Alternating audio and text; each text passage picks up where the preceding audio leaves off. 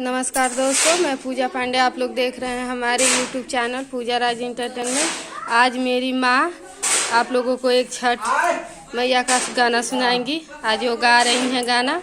आप लोग please comment में बताइएगा। ये मेरी माँ है और ये दादी माँ है। देखिए, ये दादी है और ये मेरी माँ है। आप लोग प्लीज़ कमेंट में बताइएगा मेरी माँ का गाना कैसा लगा। गाना अच्छा लगे तो प्लीज़ कमेंट ज़रूर करिएगा और बताइएगा। चलिए छठ मैया का गाना शुरू करते हैं। सोने के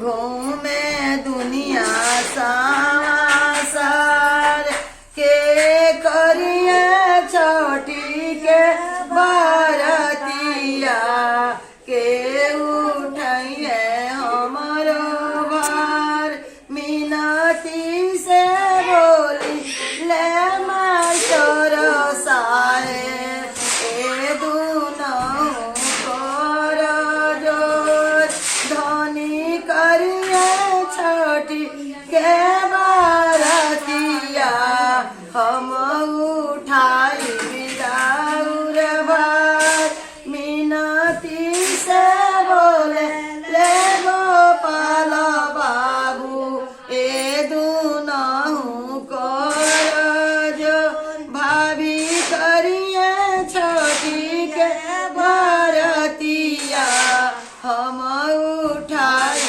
बिराउर भार मीनती से बोले ले लोक बाबू ए दुनहु कर जोर आमा करिए के बारतिया हम उठाई राउरबा सोने के खरामुआ सूरज मल घूमे दुनिया समासार के करिए छोटी के रतिया के उठाइए